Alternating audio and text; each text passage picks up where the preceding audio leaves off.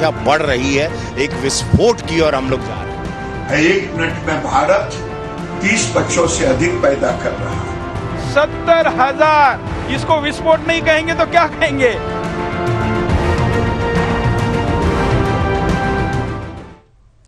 नमस्कार, सुदर्शन न्यूज में आपका स्वागत है। मैं हूं मुकेश कुमार और आप देख रहे हैं जवाब तो चाहिए।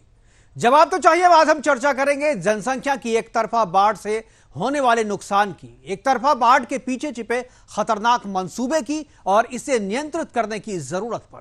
आज जनसंख्या नियंत्रण के लिए ऐसे सख्त कानून की जरूरत पर चर्चा हो रही है जो सभी समुदायों पर समान रूप से लागू हो सके। केंद्रीय मंत्री गिरिराज सिंह ने जनसंख्या दिवस के मौके पर अपना बयान जारी कर कहा था कि 10-10 बच्चे पैदा करने की होड़ पर रोक लगनी चाहिए और यह रोक सख्त कानून के जरिए ही लग सकती है। जनगणना के आंकड़े के मुताबिक देश में मुस्लिम आबादी तेजी से बढ़ रहा है, जबकि हिंदुओं की आबादी वृद्धि दर में गिरावट दर्ज की गई है। 2011 की जनगणना के मुताबिक जहां मुस्लिम आबादी वृद्धि में 4.4% की दर से वृद्धि हुई है, वहीं पर हिंदुओं की आबादी वृद्धि दर 4.3% की दर से कम हुई है, यानी उसमें गिरावट दर्ज की गई है।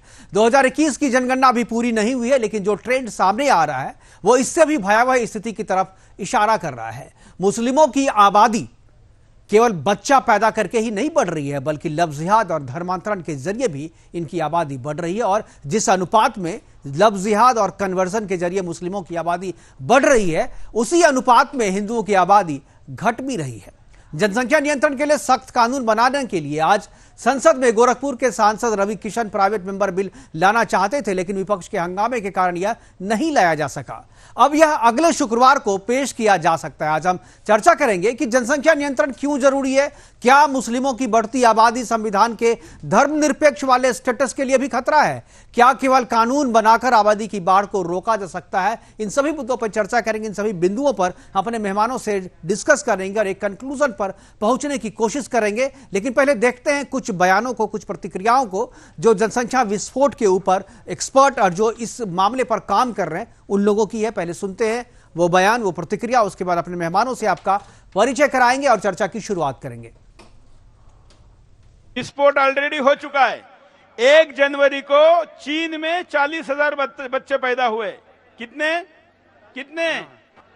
और हिंदुस्तान में 70,000। इसको विस्फोट नहीं कहेंगे तो क्या कहेंगे? ये तो न्यूक्लियर ब्लास्ट से भी बड़ा है। हिंदुस्तान को कब्जा करने के लिए वो बॉम्ब डालने की जरूरत नहीं, बच्चा पैदा करने का बॉम्ब हिंदुस्तान को निगल रहा है, इसलिए विस्फोट हो चुका है। देखिए, सुपर पावर का जो सपना यशस्वी प्रधानमंत्री जी देख रहे हैं, हम लोग विश्व गुरु तभी बनेंगे जब जनसंख्या नियंत्रण बिल आएगा। जनसंख्या पे नियंत्रण लाना बहुत ज़रूरी है। जो हिसाब से जनसंख्या बढ़ रही है, एक विस्फोट की ओर हम लोग जा रहे हैं। उसको सोचते हुए, उसको देखते हुए 3 साल से मैंने इस पर तैयारी की है। 3 साल से मेरा बिल जब भी आता है यहाँ पे वाद विवाद करके सदन को बंद कर दिया जाता है। लेकिन आज मैं सभी अपोजिशन से रिक्वेस्ट करता हूँ, हाथ जोड़ करके निवेदन की, मुझे ये बिल इंट्रोड्यूस करने दीजिए, मेरी बात सुनिए, मैंने क्या तैयारी की है, मैं क्यों बिल लाना चाहता हूँ, उसके बाद आप चर्चा करिए। ऐसा नहीं कि आज ही बिल पास हो जाएगा, आज मैं इंट्रोड्यूस करूंगा, उस पर चर्चा चलेगी। तो मेरी चर्चा में मेरी बात सुनने का, मैं भी अगर आज मुझे भी अगर जनता ने सांसद चुन के भेजा है तो मेरी भी कुछ बात होगी, मेरे भी बुद्धि में कुछ बातें चलती हैं। मैं भी सेंसिटिव व्यक्ति हूँ, मैं भी इस देश का नागरिक हूँ और इतने साल से देश ने सुपरस्टार बनाया।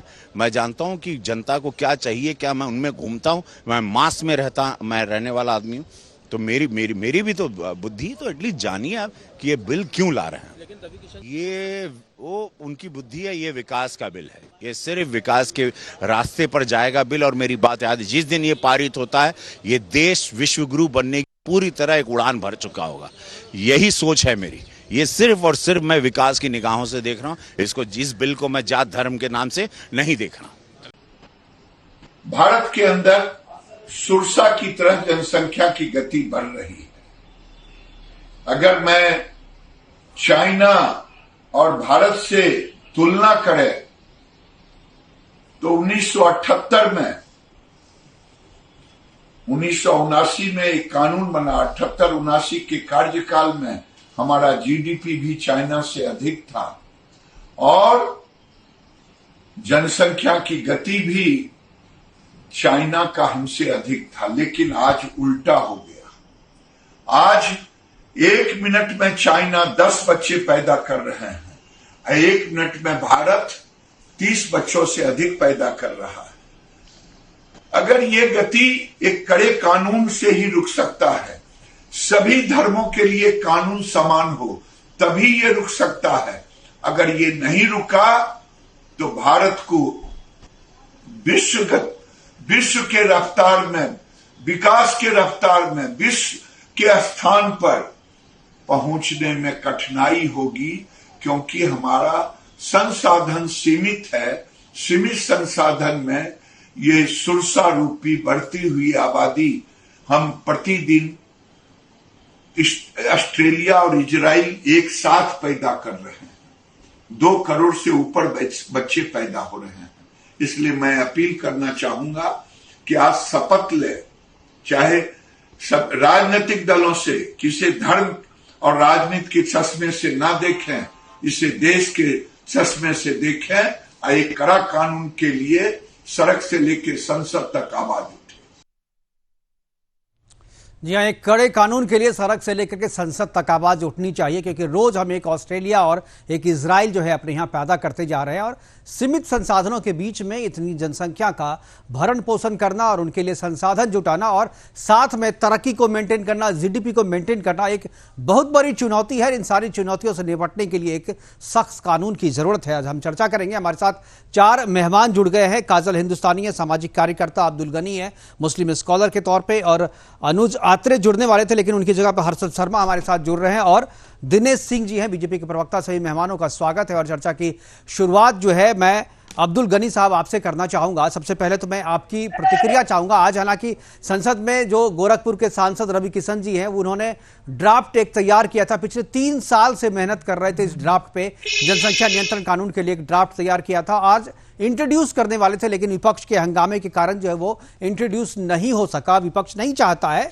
कि ये कानून लाए, सरकार ये कानून लेकर के आए और नियंत्रण हो। लेकिन एक सवाल मैं अब्दुल गनी साहब आपसे जानना चाहूंगा कि जनसंख्या का विस्फोट एक अलग बात है, लेकिन जनसंख्या के विस्फोट में एक जो खास सेक्टर, खासतौर पर मैं आपके समाज की बात करूंगा कि आपके समाज का जो पिछड़ापन है, उस पिछड़ापन के लिए सबसे ज्यादा जिम्मेदार अगर कुछ है तो वो आपकी आबादी है, जो बिना सोचे समझे बेतरतीब तरीके से बढ़ती ही जा रही है। और जनसंख्या बढ़ाना जो है एक पैशन के रूप में आपके समाज में लोगों ने लिया है।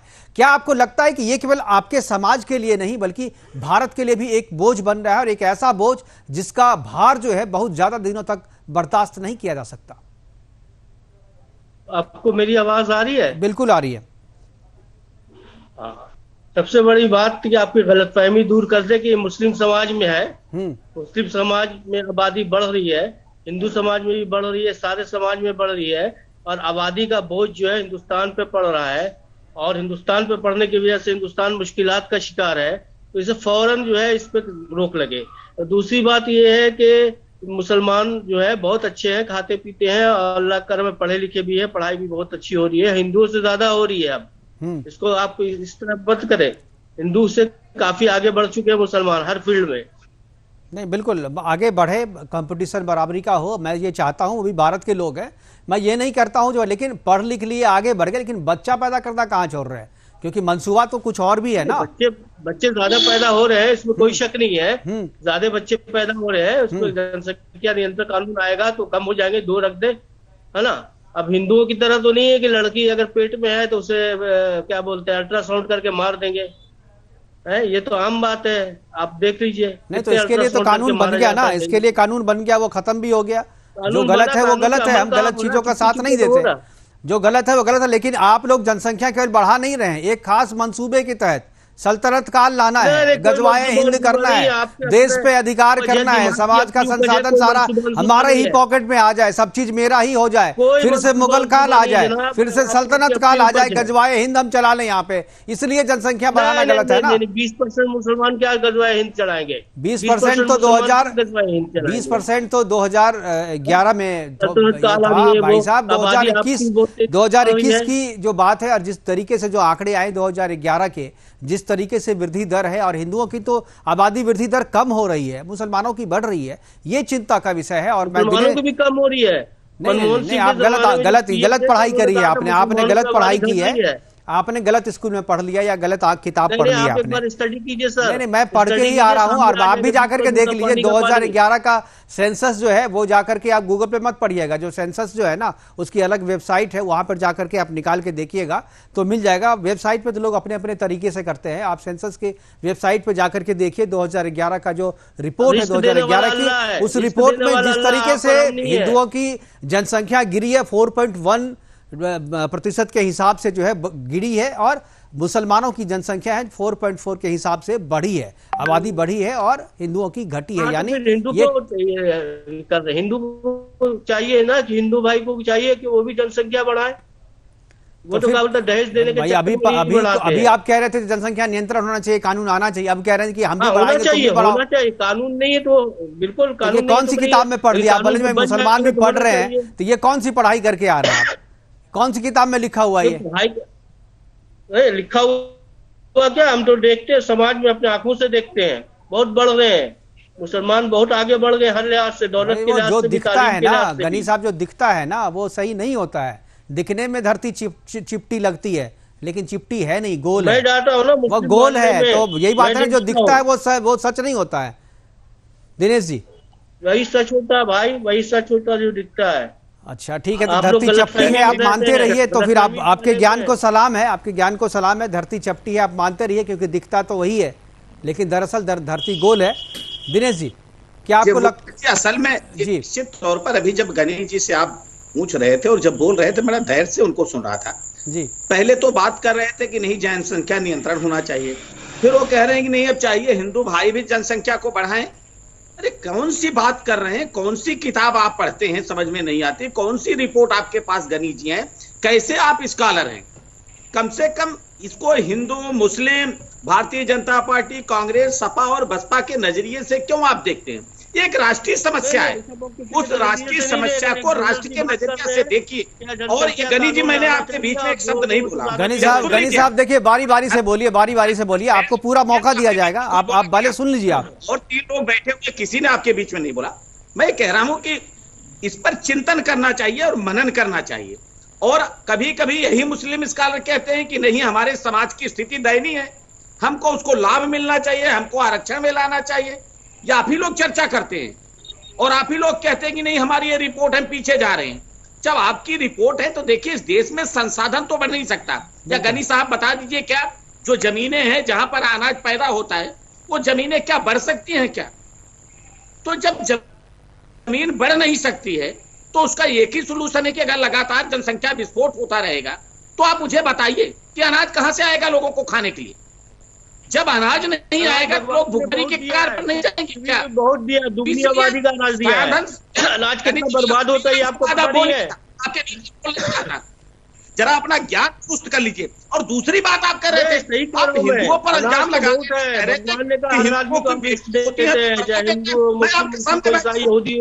गणेश जी आपके सामने मेरे 2 बेटियां हैं, कैसी बात करते हैं आप? बकवास बात करते हैं बैठ के आप। नहीं, अनाज का भरपूर मिकदार है, अनाज में कोई कमी नहीं आई है।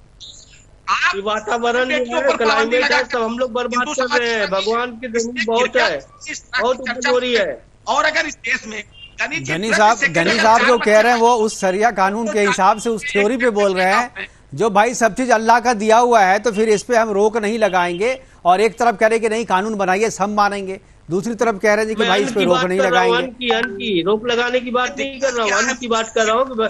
जमीन में इतनी पैदावार होती है कि बर्बाद होता है, खाना बर्बाद होता है सारी दुनिया में। 5% से 30% रोजाना बर्बाद होता है।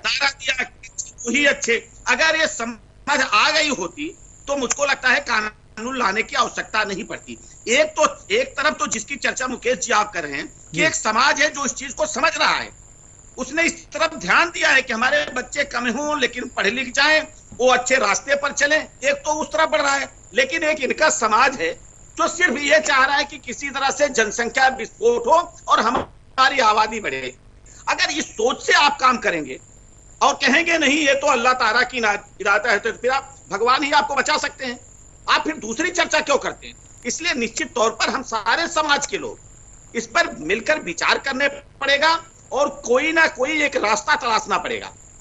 जैसे आप कह रहे हैं चीन सबसे ज्यादा, लेकिन आज देखिए चीन ने नियंत्रण किया कि नहीं अपनी जनसंख्या? बिल्कुल क्या बिल्कुल। हिंदुस्तान जनसंख्या को नियंत्रित करने के लिए कोई और चीन ने रास्ता कानून चाहिए बना नहीं? करके ही नियंत्रित किया है और इसीलिए यहाँ भी कानून की जरूरत जो है महसूस की जा रही है। बिल्कुल, हर्षद जी हमारे साथ है, कांग्रेस की तरफ से हर्षद शर्मा जी हमारे साथ है। हर्षद जी, क्या आपको लगता है आज नियंत्रण होना चाहिए कि नहीं? दो चीजें हैं, एक तो नियंत्रण होना चाहिए तो किस तरीके से नियंत्रण होना चाहिए? सेल्फ कंट्रोल से तो अब तक नहीं हो रहा है। इससे पहले भी पॉलिसी बनी थी, आपकी सरकार ने बनाई थी कि हम दो हमारे दो, लेकिन इसको किसी ने नहीं माना। मुझे लगता है कि कांग्रेस के ही जितने लोग हैं, चाहे जो लोग इसका विरोध कर रहे, कल मैं देख रहा था तेजस्वी यादव विरोध कर रहे थे इसका, वो विरोध क्यों कर रहे थे ये समझ में आता है, क्योंकि वो खुद 9 भाई बहन है। लेकिन मैं ये नहीं चाहता कि भाई पीछे में जितना था वो हो गया, लेकिन आगे जो नेक्स्ट जनरेशन है कम से कम उसे तो समझदारी से काम लेना चाहिए। अगर मान लीजिए आप सेल्फ कंट्रोल से अगर नहीं हो रहा है तो एक कानून बनाने, एक समझदारी से, एक सर्वसम्मति से एक कानून बनने का समर्थन क्यों नहीं करते? कांग्रेस को क्यों दिक्कत है कानून बनाने से? मुकेश जी, अब आपको और कुछ पूछना है तो पूछ लीजिए, फिर आप बीच में मत बोलिए। जी, मैं कुछ नहीं बोलूंगा, आप बताइए। सबसे पहले तो ये बताइए, आपने कहा कि कांग्रेस विरोध कर रही है, किस कांग्रेस नेता को आपने बोलते सुना कि वो विरोध कर रही है? मैं 2 तरीके होते हैं विरोध करने के लिए, एक तो मैं बोल के विरोध करता हूँ, दूसरा विरोध ये होता है कि आज संसद में पेश होना था बिल, आज प्राइवेट मेंबर बिल होना था, आपने पेश नहीं होना दिया, तो इसको विरोध ना समझे तो क्या समझे? इंटरप्रिटेशन पे कांग्रेस नहीं चल रही है, सुन लीजिए। नहीं तो आप बीच में मत बोलिए भाई, तो आप मुझसे सवाल पूछेंगे तो जवाब नहीं दूंगा आपको। भाई आज आपने बिल नहीं पेश होने दिया तो मैं क्या कहूँ इसको? किस नेता ने विरोध करा उसको जवाब दीजिए आप। मैं तो बोल रहा हूँ आपके सारे नेताओं ने आज विरोध किया, बिल को पेश नहीं होने दिया। पहले से शेड्यूल था, बिल पहले से शेड्यूल था कि आज उसको पेश होना है, और आपको भी पता है कि प्राइवेट मेंबर बिल जो है वो केवल शुक्रवार को ही इंट्रोड्यूस होता है। आज अगर नहीं हुआ तो फिर अगले शुक्रवार के लिए टलेगा वो। भाषण देना है तो भारतीय जनता पार्टी में शामिल हो जाइए, सुन लीजिए। बात ज्ञान की बातें आपको भाषण लगती है? हाँ, जो चीजें जो सच है वो मैं बता रहा हूँ। अब आप बताइए। जो कह रहे हैं तेजस्वी यादव कांग्रेस में, आप जैसों को ज्ञान लेंगे क्या हम? अभी आप कह रहे थे कि तेजस्वी यादव कांग्रेस के नेता हैं, आप जैसों का ज्ञान। वाह वाह वाह, ये मैंने कभी नहीं बोला, मैंने विपक्ष में बोला, विरोध करने वालों को बोला। आपको चैलेंज दे रहा हूँ, आपको चैलेंज दे रहा हूँ, इसको वापस चला के दिखाइए। आपने कहा है तेजस्वी यादव कांग्रेस के नेता है, आपसे ज्ञान लूंगा क्या मैं? सुन लीजिए बात। चलो ठीक है, मैं देख लूंगा तेजस्वी यादव किसके नेता है, मुझे सबको पता है, और उसी स्टेट से आते हैं जिस स्टेट से मैं आता हूँ, इसलिए इसमें कोई गलती की गुंजाइश नहीं, आप बोलते रहिए। मैं आपको टैग करके ट्वीट करूंगा। चलिए, ये कोई बात नहीं, आगे बढ़िए, आगे बढ़िए अपनी गलती छुपाने के लिए। अरे चलिए, आपका भाषण नहीं सुनना है मुझे, सुन लीजिए। हाँ बताइए। किसने कहा विपक्ष इसका विरोध कर रहा है, कांग्रेस इसका विरोध कर रहा है? कौन से नेता ने विरोध करा, मेरे को यह बताइए। आज आपके सारे नेताओं ने विरोध किया, इस बिल को इंट्रोड्यूस नहीं होने दिया, लोकसभा में हंगामा किया, जबकि उनको पहले से पता था। मोटी बुद्धि है आपकी, आपको समझ नहीं, आपकी बड़ी शार्प बुद्धि है, तो आप बताइए ना क्यों विरोध किया? आप बहुत शार्प है ना, तो आप बताइए। हम आटे पर, दही पर, दूध पर जीएसटी लगा उसका विरोध कर रहे हैं, लेकिन उसको समझने के लिए तो बुद्धि चाहिए ना, वो बुद्धि सुदर्शन नहीं, वो बुद्धि आप ही को भगवान ने दिया है ना, वो बुद्धि तो सिर्फ आपको दिया है। आप बुद्धि पे चर्चा मत कीजिए ना, आप चर्चा मैं जिस पे कर रहा हूं उस पे कीजिए, चर्चा आप भटकाइए मत। चलिए दिनेश जी, आप ये बताइए। देखिए कुछ चीजें हैं मुकेश जी, देखिए शर्मा जी से आपने एक सवाल पूछा, जब व्यक्ति के पास ना जब सवाल का जवाब नहीं होता तो इसी तरह से दूसरे पे आरोप लगाता है। आपसे एक सवाल पूछा गया, उस सवाल का आप जवाब नहीं दे रहे। संसद में चर्चा होती है ना, वो चर्चा की जगह होती है। कल आपने किया, आपने भ्रष्टाचारी कार्यकारी अध्यक्षा को बचाने के लिए आपने बाईकाट कर दिया। आज जो प्राइवेट मेंबर बिल इंट्रोड्यूस होना था तो आपने बाईकाट कर दिया। ये विरोध नहीं तो क्या है? आप उसके पक्ष में खड़े हैं। कल अपने भ्रष्टाचारी कार्यकारी अध्यक्षा को बचाने के लिए आपके पूरे संसद छोड़कर चले गए। सारे मुख्यमंत्री गुने चुने 2-3 मुख्यमंत्री हैं, 2.5 मुख्यमंत्री वो चले गए दिल्ली में। तो ये विरोध का तरीका तो यही होता है ना। और दूसरा आज जो विरोध का तरीका है, अरे हर्षद जी दुरुस्त कीजिए अपने आप को। विरोध का मतलब ये नहीं होता कि आपने आकर के विरोध किया, बहुत सारे तरीके होते हैं और राजनीति संकेतों की भाषा में होती है। मुकेश जी 10 सेकेंड, अरे कांग्रेस के साथी से कहना चाहूंगा कि आप छोड़िए, कल जब आप इतना ही कह रहे हैं कि हमारा कोई विरोध, कल आप ले आइए, आप खड़े होइए, अपने संसद सदस्यों से कहिए कि कल जो है वो नोटिस दे लोकसभा अध्यक्ष को, और आप कहे इंट्रोड्यूस कराइए। आप चर्चा की मांग अरे करिए, सरकार की हिम्मत आप नहीं है करिए, महंगाई स्वागत पर है। चर्चा करने की। वो नरेंद्र मोदी 2014 में बड़ी बड़ी बातें करते थे कि मैं आऊंगा तो पेट्रोल डीजल सस्ता कर दूंगा, एलपीजी सस्ता कर दूंगा, बहुत सी महंगाई की मार। अब की बार मोदी सरकार बस वही बात है ना, आप लोग याद करके आते हैं भाई कि भाई चर्चा किसी भी विषय पे हो रहा हो, डिस्कशन वही करना है जो हम सोच के आए हैं। हर्षद जी चलिए, समझ गया आप क्यों नहीं बोल रहे हैं जनसंख्या पे, मैं समझ गया। ठीक है, काजल हिंदुस्तानी जी है, काजल हिंदुस्तानी जी हमारे साथ जुड़ी हुई है। ठीक है, मैं समझ गया हर्षद जी, मैं समझ गया, जनता भी समझ रही होगी कि आप जो घर से सोच के आए हैं वही आप बोलेंगे। प्लीज चलिए, काजल जी हमारे साथ है। काजल जी, मैं कांग्रेस के नेता ठीक है, तेजस्वी यादव जो है आरजेडी के नहीं है, कांग्रेस के हैं, आपने दुरुस्त कर लीजिए आप उसको। ठीक, काजल जी, काजल जी, आपकी बुद्धि नहीं आप एकदम बिल्कुल कीजिए, आपका स्वागत है, बिल्कुल कीजिए। और अपने चैनल को काजल जी, मूर्खता को यूट्यूब पे ना डाले वो। काजल जी जी मुकेश भाई, कांग्रेस के जो प्रवक्ता है, इनकी जो लैंग्वेज है ना, वो सुन के पता है क्या फील हो रहा है अभी मुझे, कि जिंदगी झंडबा फिर भी घमंडबा। झंड हो चुकी है कांग्रेस का जीवन पूरा का पूरा, पर इनके घमंड देख लो, वही घमंड इनके सदन में भी है। अल्पसंख्यकों को सपोर्ट करते करते ये पार्टी अल्पसंख्यक पूरे भारत में, पर इनके घमंड देख लो। अब मुकेश भाई, हमें ना आज के टॉपिक पे आते जो कि जनसंख्या पे टॉपिक है। अरे हर्षद जी प्लीज आप सुन लीजिए, काजल जी को सुनिए जी। इनको म्यूट करवा दीजिए, मैंने कहा ना इनका घमंड एक अलग ही लेवल पे। फेडर डाउन कीजिए थोड़ा जी, काजल जी। हाँ, इनको म्यूट करवा दीजिए। तो मुकेश भाई, आज का जो विषय है जनसंख्या, बहुत अच्छा कि आपने ये टॉपिक पे लाए। आपको पता है होता क्या है कि संसाधन बहुत सीमित है, और एक जो तबका है वो अपनी जनसंख्या इस तरह से बढ़ाता जाता है क्योंकि उसका एक हिडन एजेंडा है।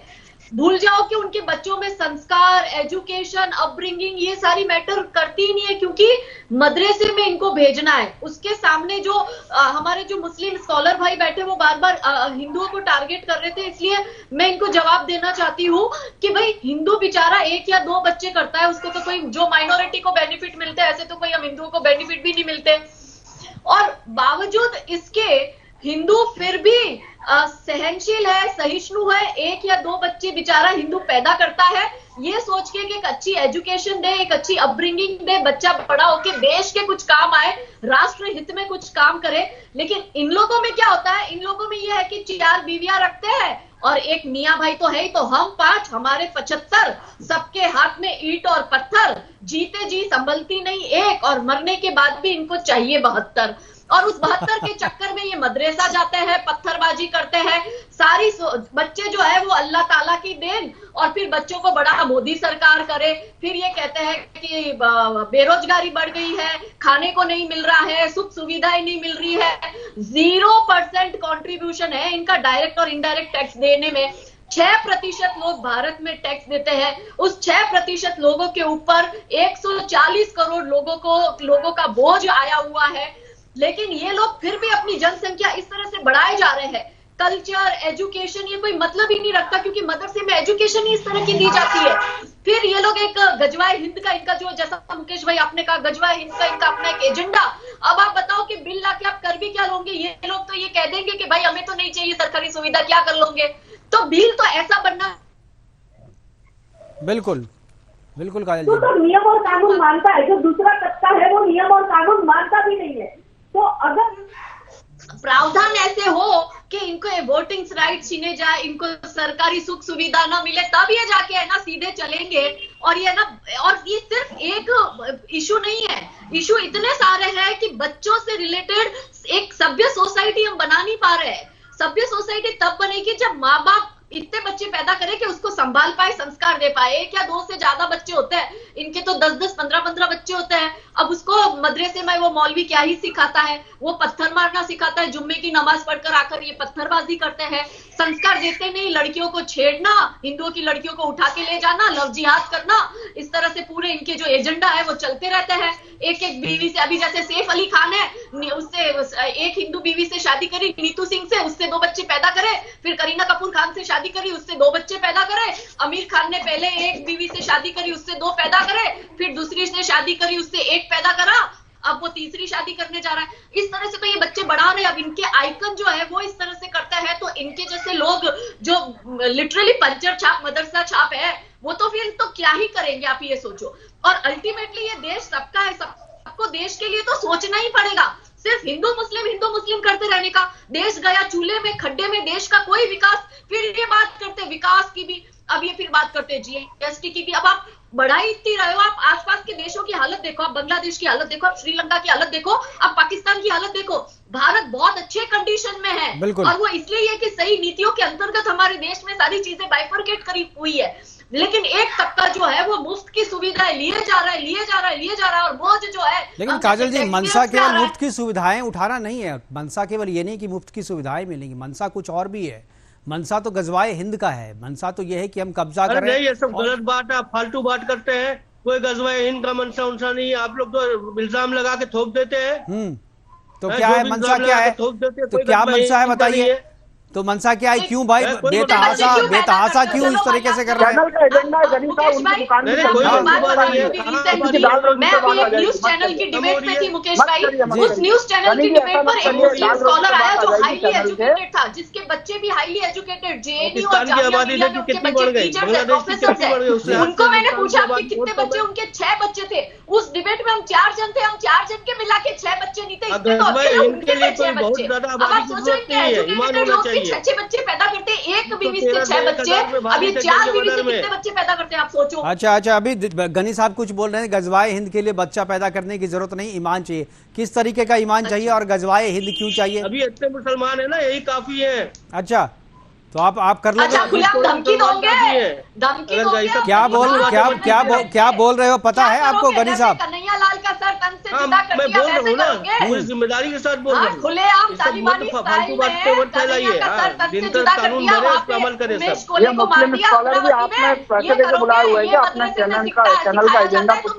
ये मस्जिद के अंदर क्या हर्षद जी क्या कह रहे हैं? एक बार बोल दीजिए, फिर से बोलिए, क्या बोल रहे थे आप? मैं कह रहा हूँ कि जो मुस्लिम स्कॉलर बैठे हैं, हाँ, ये जिस तरीके की बात कर रहे हैं, मुझे ऐसा लगता है कि ये सुदर्शन न्यूज द्वारा ही प्रायोजित है। एक बार गनी साहब से ही पूछ लीजिए कि प्रायोजित है कि नहीं। गनी साहब, अब्दुल गनी जी, आप क्या कर रहे हैं कि इतने मुसलमान ही काफी हैं?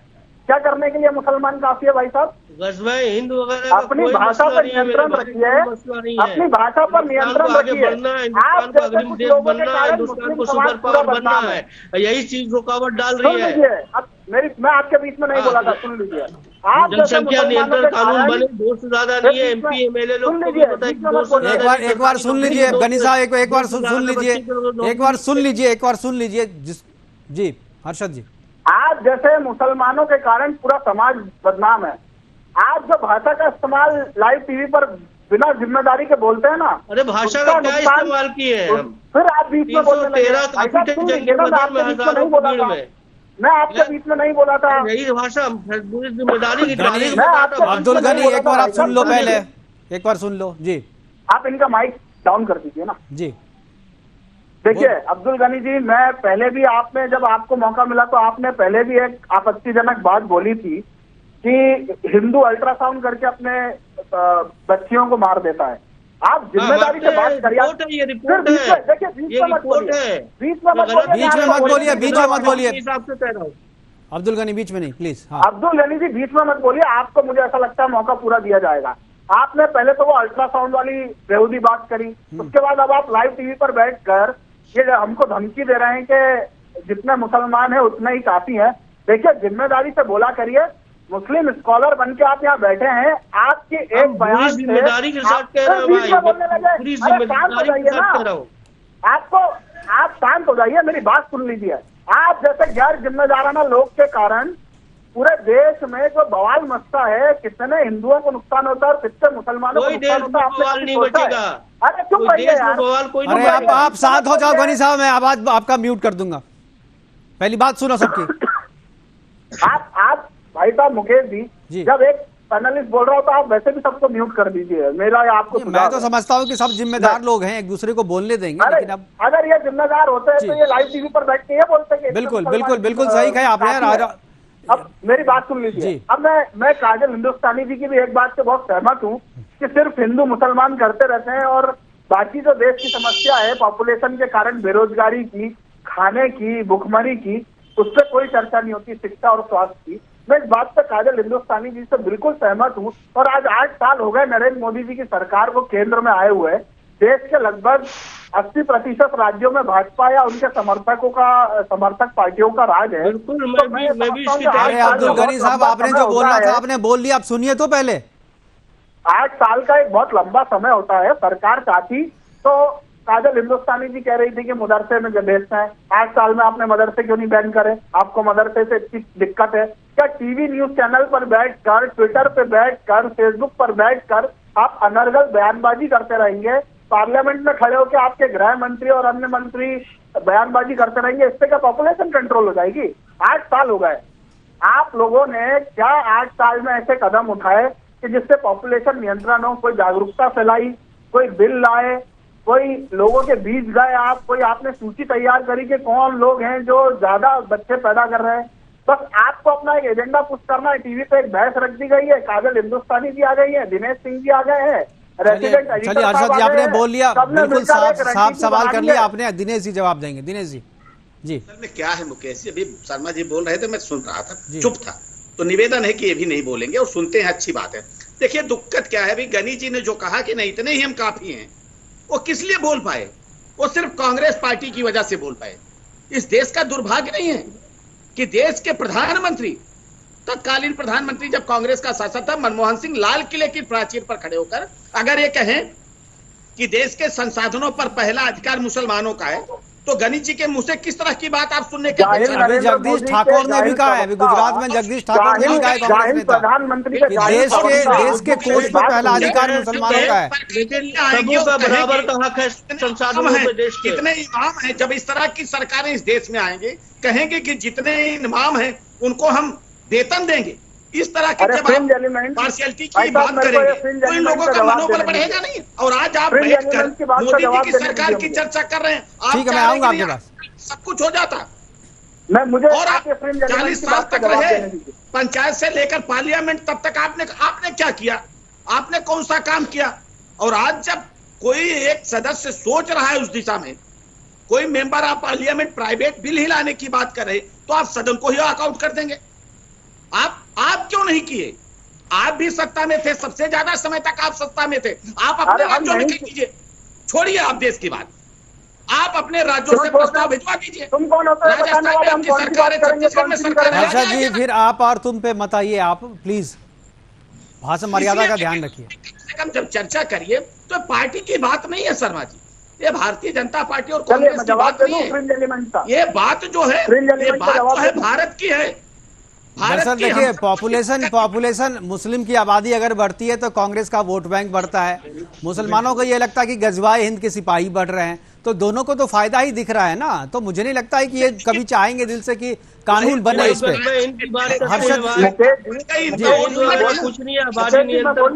जी एक मिनट में आऊंगा हर्षद जी, अभी आपने बोला है गनी साहब अगर बोलना है तो बिल्कुल अपनी जुबान पे कंट्रोल करके बोलिएगा। जी जवाब देना चाहता हूँ, 30 सेकंड का समय दे दीजिए। ठीक है हर्षद जी बोलिए। आप दिनेश भाई को फ्रिंज एलिमेंट बोल रहे हो? नहीं, ये अब्दुल गनी को बोल रहे हैं, ये अब्दुल गनी को बोल रहे हैं। मैं नहीं कह रहा हूँ, सरकार ने कहा, सरकार ने सब नहीं दिनेश जी को आपने कैसे कहा? मुझे मत दो, मैं नहीं डरता हूँ, संघ से नहीं डरता हूँ। सुन लीजिए, किसको बोला फ्रिंज एलिमेंट?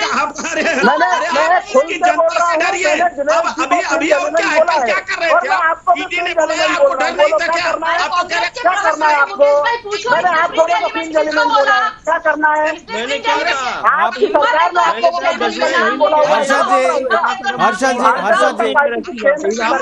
प्रवक्ता को फ्रिंज एलिमेंट बोला है? मैंने बोला है क्या फ्रिंज एलिमेंट? नुपुर शर्मा को केंद्र सरकार ने, जो भारतीय जनता पार्टी की प्रवक्ता थी, उसको fringe element Bharatiya Janata party की केंद्र सरकार ने बोला।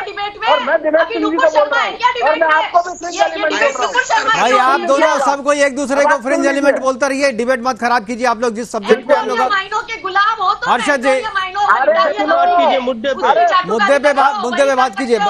हर्षद जी मैं काजल जी के पास जाऊंगा। काजल जी जाओ ईस्ट इंडिया कंपनी में जाओ और वहाँ पर गोलियां उठाओ, तलवे काटो, उनसे जीता साफ करो।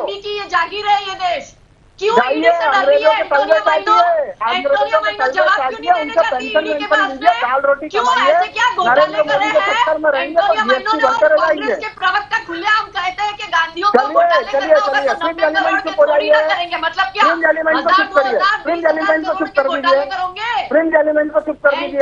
माइनों के गुलाम हर्षद जी एक मिनट। तड़ीपार के बच्चों माँ बेटे दोनों जवान चले जाए तड़ीपार और माँ बेटे भरोसा नहीं है। अरे तड़ीपार देखो, तड़ीपार आपको फिल्म एलिमेंट बोल देगा, तड़ीपार आपको फिल्म एलिमेंट बोल देगा, आप लोगों को अच्छा नहीं लगता है।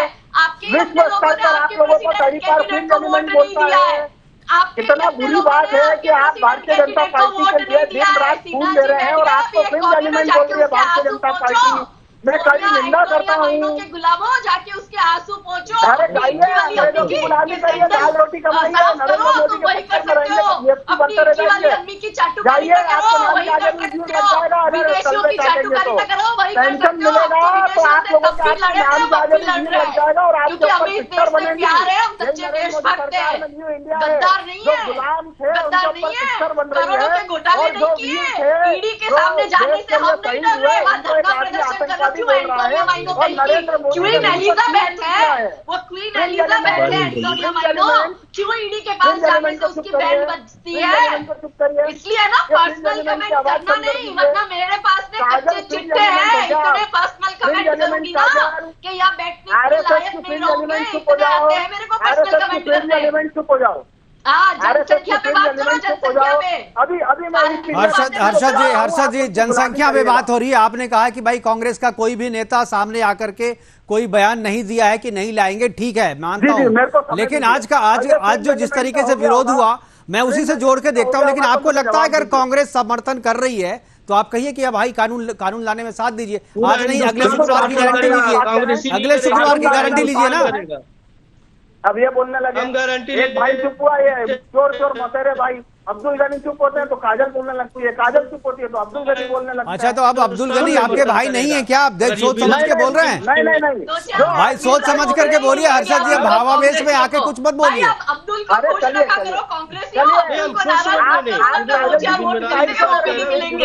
जिसको फ्रिंज एलिमेंट बोलना था उसको तो आप बोल नहीं रहे, बोलने विरोध कर रहे हैं क्या?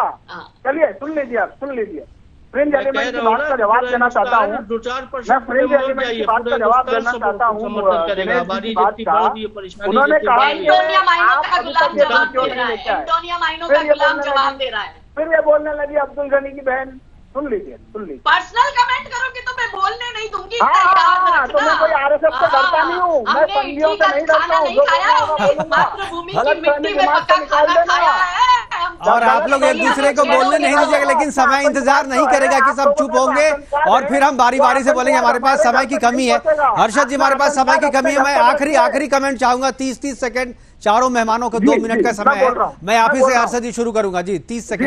देखिए फ्रिंज एलिमेंट दिनेश सिंह जी ने कहा कि आपने क्यों नहीं किया इतने साल सरकार में। भाई साहब हमने नहीं किया इसलिए हम विपक्ष में बैठे ना। अब आप 8 साल से सरकार में, आप क्यों नहीं लेके आए? आपने क्या जागरूकता का प्लान बनाया? आप पॉपुलेशन कंट्रोल बिल को अभी तक संसद की स्थायी कमेटी में लेके आए जहाँ पे चर्चा होनी चाहिए। आज तक जो सबसे पहला स्तर पे वहां तक नहीं पहुंचे। जो रवि किशन इस बिल को पेश कर रहे हैं उनके खुद से 4 बच्चे हैं। जो नरेंद्र मोदी देश के प्रधानमंत्री हैं उनके खुद से 4-5 भाई-बहन हैं, वो लेके आएंगे। टाइम खत्म हो गया आपका। हर्षद जी खत्म कर। दिनेश जी उसको बताने की जरूरत नहीं। दिनेश जी ठीक है मुकेश जी, असल में दिक्कत क्या है, कांग्रेस पार्टी को समझ में ही नहीं आ रहा है कि उसको क्या बोलना है क्या नहीं बोलना। या मुकेश जी बता दें कि ये क्या चाहते हैं, ये क्या कहते हैं जनसंख्या का नियंत्रण कानून के बारे में। पार्टी इनकी बैठक कर रहा है, बैठे ना पार्टी की हैसियत। प्रोग्राम की शुरुआत से ही पूछ रहा हूँ कि अपना स्टैंड क्लियर कीजिए अगर आपको लगता है कि नहीं करते। हमारे पास समय की काजल हिंदुस्तानी जी के पास, काजल हिंदुस्तानी जी आखिरी कमेंट। जनसंख्या नियंत्रण होना बहुत जरूरी है। मुझे लगता है सभी पार्टियों को मिलकर एक मत होकर सदन में इस बिल को पास करना चाहिए। देश हित में कभी तो मैं समझूं कि ये सारी पार्टी एक होकर सदन में बैठ के कुछ काम कर रही है, वरना यही मतलब मच्छी मार्केट और भिंडी मार्केट बना के इन कांग्रेसियों ने और बाकी की पार्टियों ने रखा है। तो उनको अगर थोड़ी जनता पर दया आ रही हो तो मेहरबानी करके ये बिल पास कराएं। जी शुक्रिया हमसे जुड़ने के लिए और बात करने के लिए। बहुत बहुत धन्यवाद। हमारे जितने भी मेहमान जुड़े थे, काजल हिंदुस्तानी जी आपका, दिनेश जी आपका, हर्षद जी और अब्दुल गनी साहब आपका बहुत बहुत धन्यवाद। आप जुड़े और अपनी बातें हमारे साथ साझा की। लेकिन जनसंख्या विस्फोट जो है उस पर कोई सार्थक चर्चा इसलिए नहीं हो पाती है क्योंकि जब टेलीविजन डिबेट में जब एक दूसरे को लोग बोलने नहीं देते हैं तो पार्लियामेंट में इसका क्या हाल होगा। भले ही सामने आकर के हर्षद जी या कांग्रेस के नेता ये जरूर कहते हैं कि हम साथ में देते हैं, लेकिन जब काम करने की जरूरत होती है, जब साथ देने की जरूरत होती है, तब वो हंगामा खड़ा कर देते हैं और बिल तक पेश नहीं होने देते हैं। सार्थक चर्चा तभी पूरी होगी जब जनसंख्या नियंत्रण के लिए एक सख्त कानून कोई भी पेश करे, चाहे प्राइवेट मेंबर बीजेपी का हो, चाहे कांग्रेस का हो। पूरा संसद जब तक इसका साथ नहीं देगा तब तक ये बिल जो है वो पास भी नहीं होगा और इस पर नियंत्रण भी नहीं हो पाएगा। इसलिए ये बिल्कुल सही कहा है कि देश पर कब्जे के लिए किसी विस्फोट, परमाणु विस्फोट की जरूरत नहीं है। जनसंख्या विस्फोट के जरिए भी देश पर कब्जा किया जा सकता है और यह विस्फोट करने की मंशा जिसकी है उसकी मंशा भी समझनी होगी कि कौन है जो जनसंख्या विस्फोट करके देश पर कब्जा करना चाहता है। आज के लिए इतना ही, दीजिए इजाजत, नमस्कार। जनवरी को चीन में 40,000 बच्चे पैदा हुए। आज 1 मिनट में चाइना 10 बच्चे पैदा कर रहे हैं। जो हिसाब से जनसंख्या बढ़ रही है, एक विस्फोट की ओर हम लोग जा रहे हैं। 1 मिनट में भारत 30 बच्चों से अधिक पैदा कर रहा है। 70,000। इसको विस्फोट नहीं कहेंगे तो क्या कहेंगे?